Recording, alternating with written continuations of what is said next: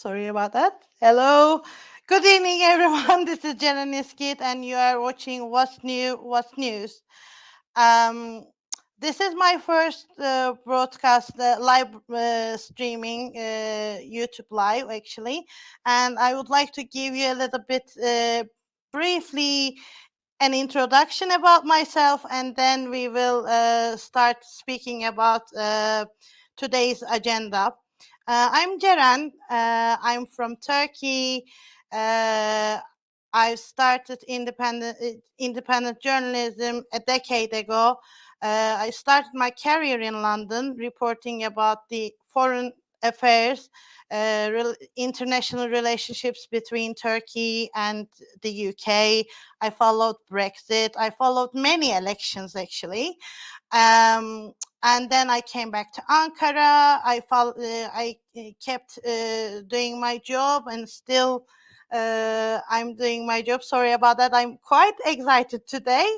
Um, yeah, here I am, and starting from today, we will follow Turkey's agenda on every Tuesday and Thursday. And this is my first exclusive live streaming, because last year, today actually marks 1 year after the darkest day of Turkey, with the earthquakes happened in Maraş. We will speak about it with my colleague. Cerise will be with me today. But I want to give you a short introduction about that as well. A year ago, actually, early in the morning, 4:17 a.m., Turkey woke up the darkest day. One earthquake followed another one, and more than 50,000 people died from the earthquake, and also 100,000, more than 100,000 people died in the earthquake. Many situation is still very unclear. Even though it has been a year now, people are still resilient over there. But at the same time, of course, there are many challenges. Reportedly, there is still some basic problems in those regions, especially in Maraş and Hatay, mainly, and 11 different cities affected by the earthquake as well. So I would like to introduce Cerise with me. She is now with us. Welcome, Cerise. How Hello. are Hello, everyone. I'm fine. Thank you. Yes, well, it is a very sensitive, very tense topic to talk about it. It's very hard for me to speak about it as well, because actually I followed the earthquake since from the beginning. I've been there many different provinces in different times. I got a chance to observe, but now you are in Antakya, so we can maybe start a little bit comparing the last year. What was it like, and how about now? What's the most shocking thing? Maybe it's even. It's something very sad. Is that like last year we went to Antakya and it was destroyed, and so like the buildings were destroyed, but we could see them. We could actually see the rubbles and see the ruins and stuff. But now, like half of the city is gone. And this is the most shocking thing, that there is actually nothing left. If you go to the center of the city, it's quite impressive. You can just cross it very in 2 minutes, and I guess this is something very sad for me. Because if you knew Antakya also before, because Antakya was like wonderful city, and yes, and just know, but also like it's like, so half of the city is gone, but also like lots of buildings, they stay up, because like there's a kind of how to say, a trial going on. and so they don't want the building to be gone because they want the foundations to be checked. So they sprayed on the buildings like don't demolish it, there will be a trial. When some of the buildings they are still not destroyed. For example, I'm just staying right now in I found a standing place, so empty, but just in front of me there is the hotel I used to stay when I was in Antakya like 2 years before. And this hotel, still, it's not destroyed. There is no trial, but it's like exactly the same as it was 1 year ago. I see. Yeah, nothing has changed so far as we know, especially in Hatay. Uh, well, I was there after 3 weeks after the earthquake, because when I first arrived the earthquake area, my first city was Diyarbakir. It wasn't too bad, but there was a huge, of course, the how do you call it? Huge buildings called Diyar Galleria, and the death roll was, I think, the biggest amount of the death rolls were there. Actually, 90 people died from the earthquake, and then I saw the biggest picture in Kahramanmaraş. Kahramanmaraş was really like apocalypse actually. So that's what I can say. And maybe we can a little bit dig in Hatay. Maybe we can give a little bit um, briefly introduction, because Hatay is very critical to Turkey as well, because uh, many different people from different religion, different culture, everyone was living there all together.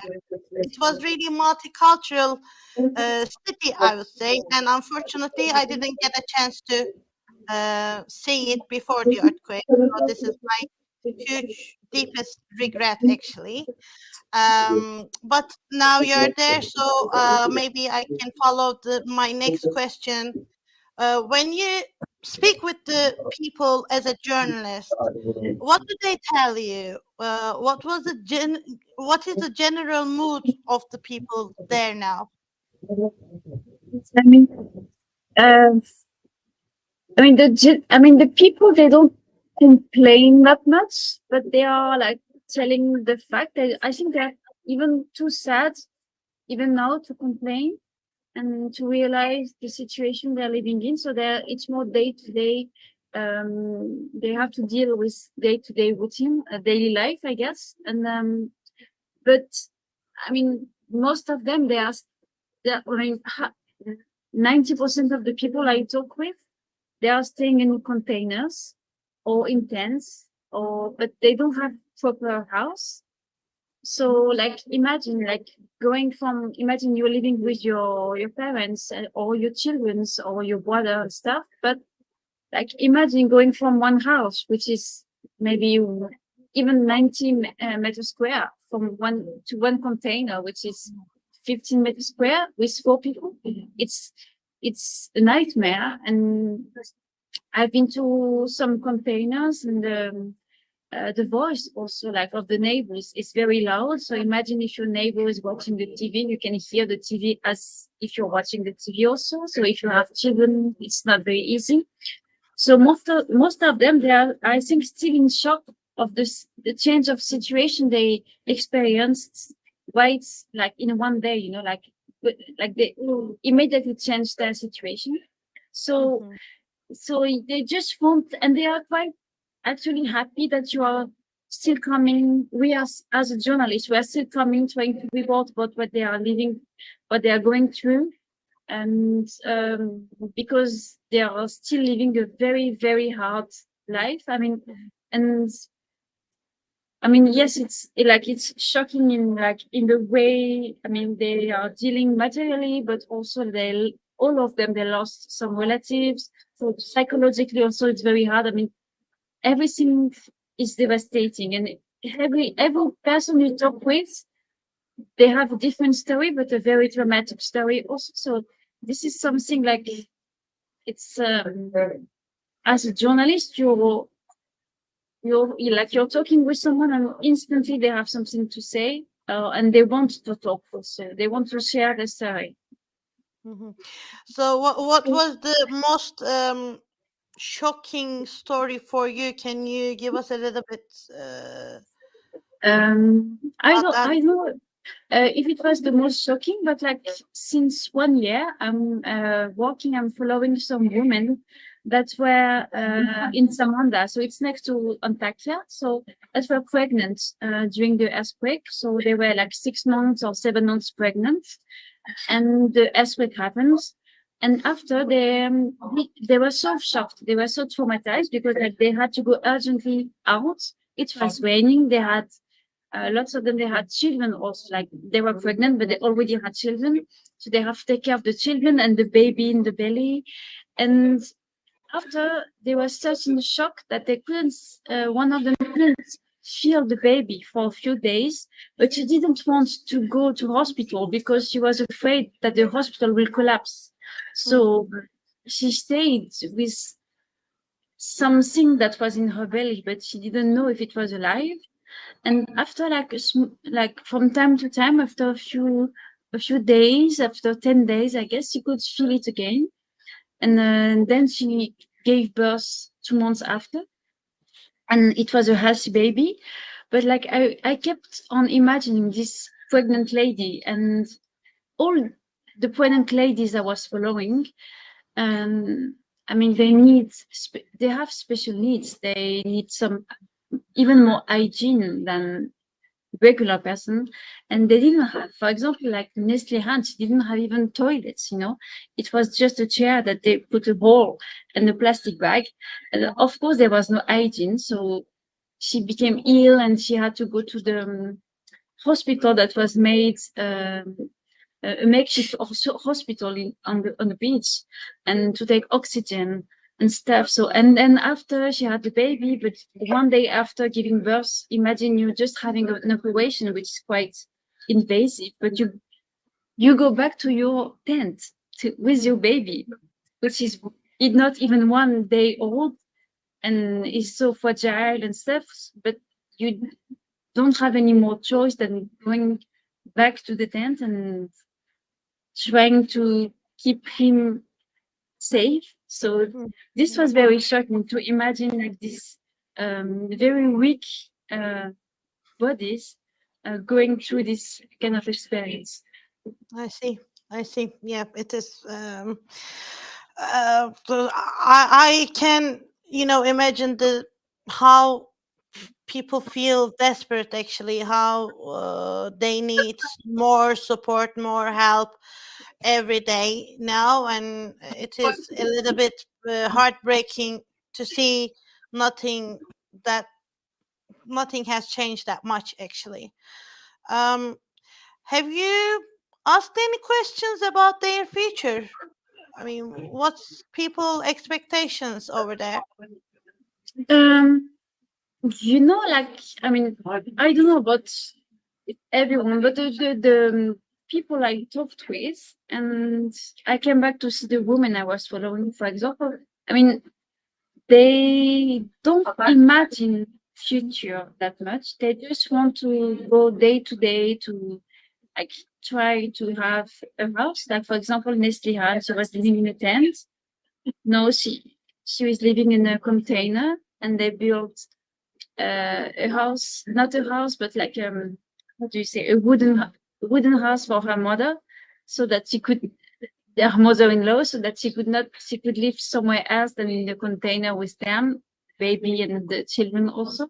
So it's more like day to day, and you're going slowly, trying like to go through the challenges that you're going through, but they don't see the future. And even when I asked the question about the babies that were born, I mean, because I'm not living there, I'm asking them sometimes, do you think that this baby, since he was born in such a special time, maybe he has something special, it's a kind of resistance? And they all answer, and not only Neslihan, but lots of, I mean, all the women I've talked with, they all answer, no, this is not important. What is important is that the baby is safe. I mean, is healthy. So they don't really think about the future. And even, I mean, in Samanda, I think it's even worse than in Antakya. Not worse, but it's different. You know, like we were watching, like for example, we were watching the TV and we saw that Recep Tayyip Erdogan was speaking on the TV and saying, "Okay, I gave some keys to some people to have a house." The women, they were complaining, "Okay, but you can give to us. I mean, nothing came to us. We don't have anything. Can you give us even one toilet?" So yeah, they don't think about the future. I mean, they don't even try to imagine like how it will be to have a house again. Mhm. That's really concerning because there are some, discussions about the buildings and the giving the keys. And Erdogan is planning to go to. I think it was today. Couldn't follow it properly, but today there must be an event in Maraş that they are giving some keys to people, like 3,000 houses for them. But they were doing some sort of, how do you call it? I think they applied and then they will pick up the names and then give the keys in Yeah, they those. are doing a lottery. Yeah, doing a lottery. So I don't know what's gonna happen for that one as well, because there are some discussions like all the people were how do you say, all the people were have already been chosen, some sort of um, discussions on that as well. So it is a little bit concerning to um, it is even cannot speak about that, but yeah.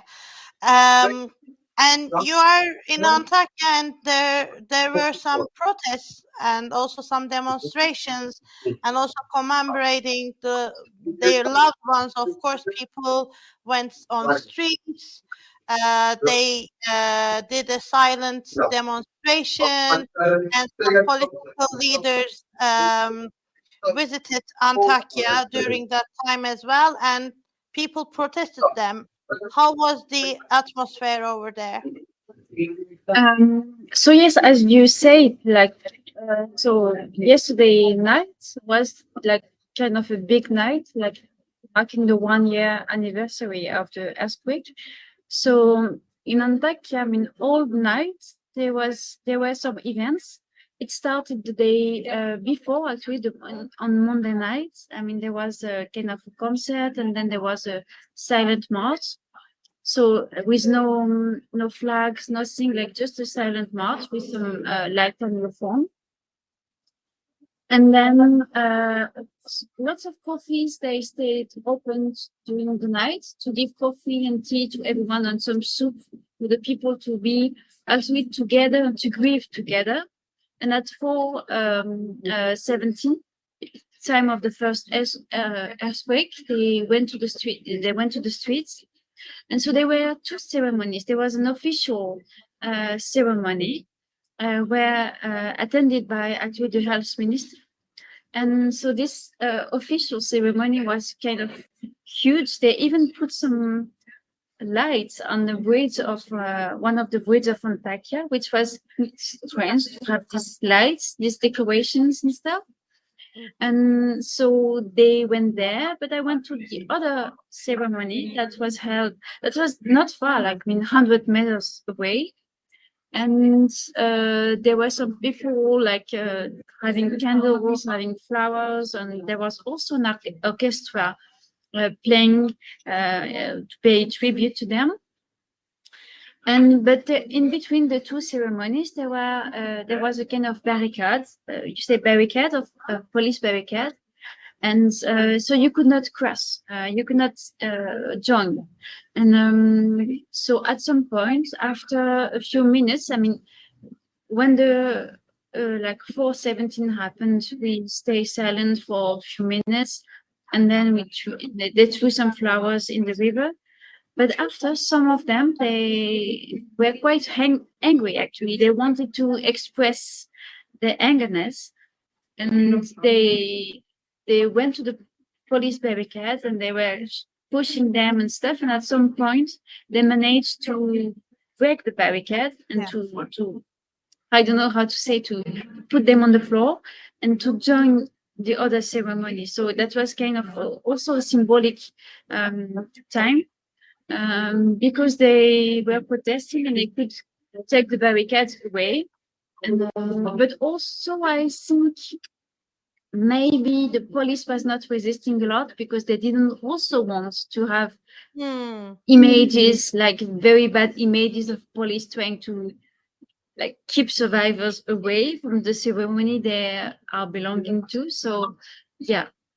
And so after that, like today, all the day, there were some march, and I just went out before, and there was a concert also. Like, so people, like, they are on the streets and they are visiting also this. They are visiting the city. They are visiting lots of people. They came from outside, from Istanbul, Ankara, like where they took shelter, and they came back for today, and they are visiting the old city, trying to find their old house, and where was where was the bakery, where was this particular mosque and stuff. So this is also something like you go in with your family and you're trying to uh, place and to mark the places of the places you like. I see. Yeah. By the way, one of our audience actually asked a question that I would like to ask you. By the way, I want to tell my audience that they can ask questions if they want to ask. 1 year after the earthquake, Hediye Levent asked this question, and she is also a journalist as well. 1 year after the earthquake, how is the earthquake covered in the foreign press? What is your Uh, opinion about it? so I guess since today is the 1 year anniversary, it's there is some coverage. I mean, all of my colleagues actually they were busy with the earthquake, so I could say for this particular day, yes, it's covered.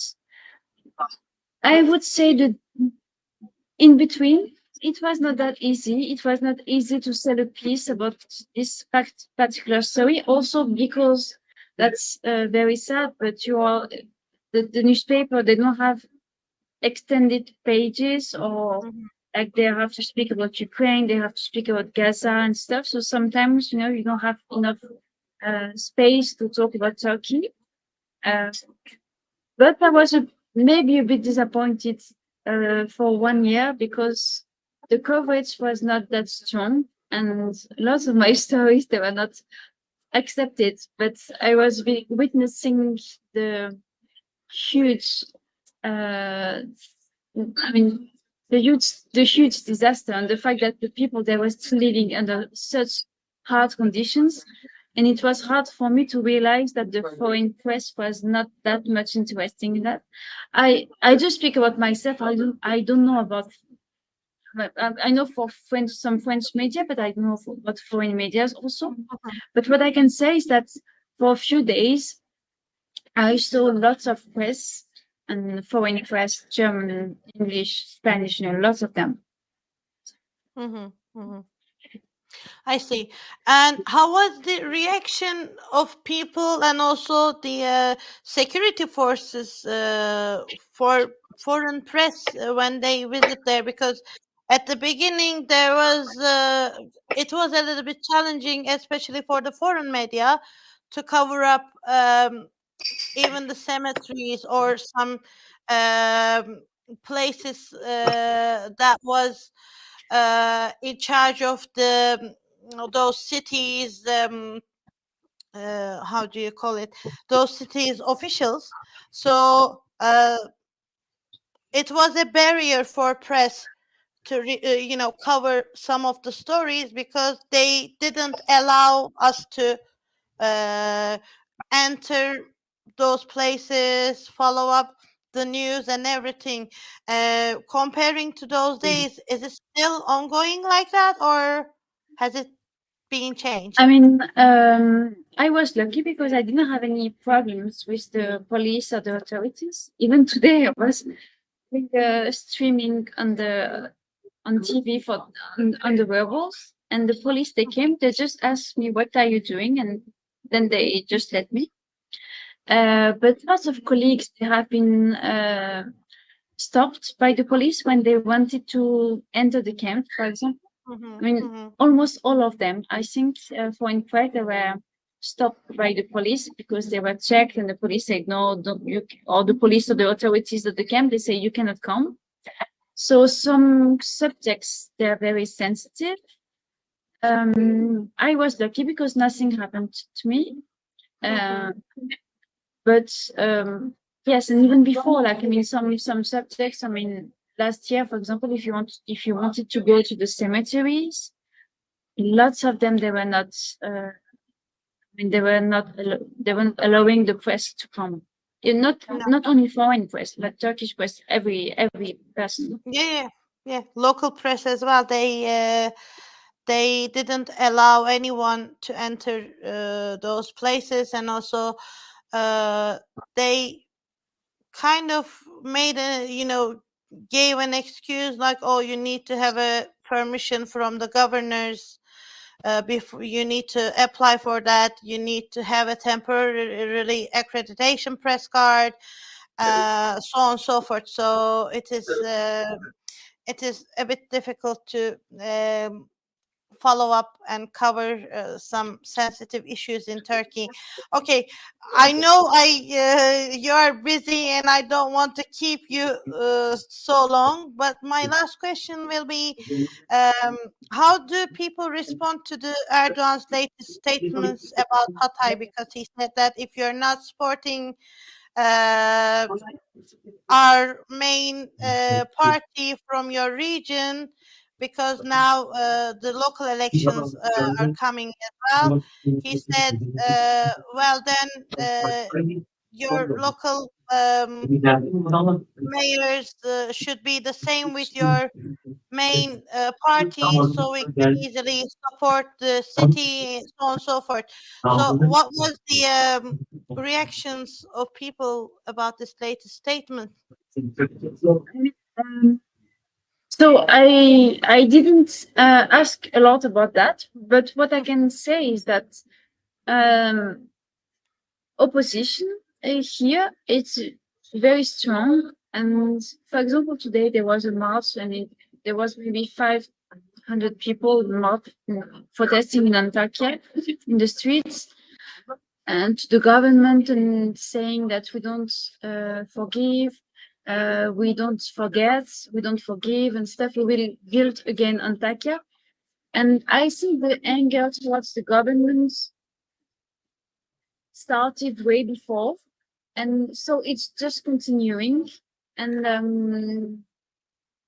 but what I could see is that there is a very big anger towards the government and towards the authorities will let them alone for a few days. I mean, this morning there were lots of people like crying in the rebels and saying we were left alone for a few days. No one helped us, and my father died under the rebels, and I had to dig with myself with my bare hands. So for this particular statement that he made this weekend, since I was doing some reports and some interviews about, I mean, the babies, the woman with the babies and stuff, we didn't talk too much about political issues.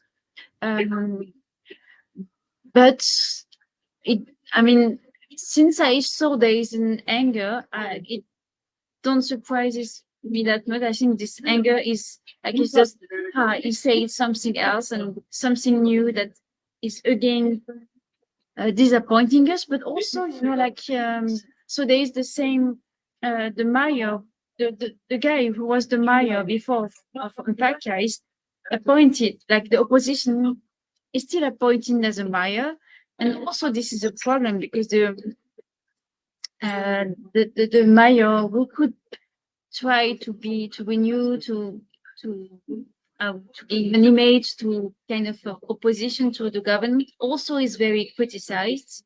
And so some people, they feel like, okay, there is no one like from the AKP or from the CHP to trust, so they really feel they're left alone also. Mhm, mhm. Okay. Thank you very much, Cerise, for joining me Thank you. today. It was a really insightful conversation with you. And good luck in Antakya, and stay safe, of course. And hopefully, I will catch you up soon. Yeah. See you. Thank you. Thank you, Jaren, for having me. Goodbye, everyone. Bye bye. Bye. Yes. As we said, today marks 1 year anniversary of the biggest earthquake happened in Turkey, Kahramanmaraş. Many people have died, more than 50,000 people, and still there are still missing people, more than actually 300. Uh, 3 months after the earthquake, actually, former Minister of Interior Süleyman Soylu said there were 297 people missing, and 86 of them are children. Morely, people are still having some problems with the, as I said, main, some simple basic needs like water sources, internet connections. Um, People are still living in tents, not even in containers. So it will be very challenging for the earthquake zone to tidy up some things. So um, I will keep you updated about the latest developments of the earthquake as well, because this is one of the main subject that, as journalists following it. And also, now we came to an end for my very first live stream on YouTube. Please do not forget to support me on that. You can subscribe my channel, and also if you want to support an internet independent journalist, you can see my Patreon account as well, so you can support me over there too. Hopefully, we will catch up soon on Thursday at 8 p.m. again. Every Tuesday and Thursday, we will follow the Turkey's current affairs, exploring the news stories that matter most, uh, from political developments to social issues, cultural trends to economic maybe shifts. Um, so I will keep you updated. Coming to an end, I prepared a mini documentary at the end of this program. So I will leave you with the with my mini documentary about the earthquake. The footage coming from March, the last year March, when I visited Antakya. So hope you enjoy, and please do not forget and do not let anyone forgotten about this earthquake. Good night.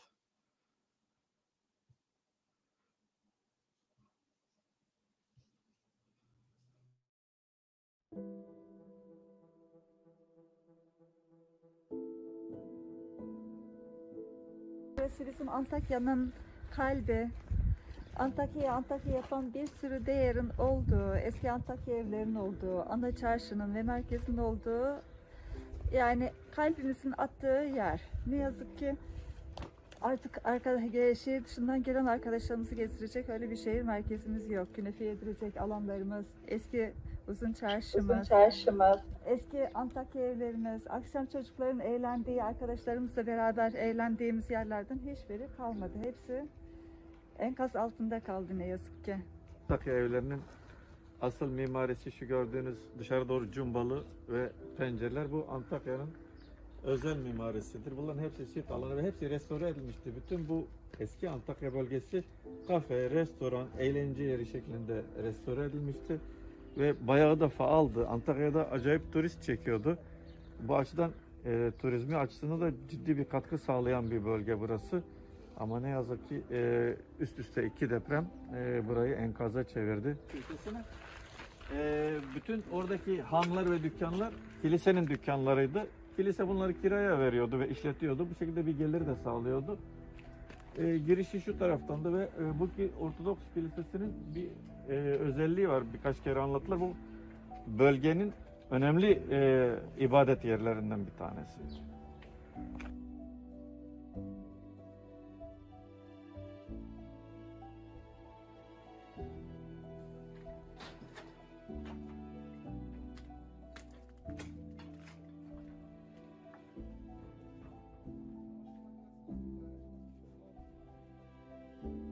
Büyük bina, sarı bina bir kat daha üstteydi. Onun altında da bizim depomuz vardı. Dünya kadar malımız, şeyimiz hepsini depolamışız. O olduğu gibi çökünce oradan zaten bir şey çıkaramadık. Şimdi dedik burada imalat yerinden ne çıkarabilirsek çıkarabilirsek. Şurası bu 3 katlıydı. Yani zemin artı 3'tü.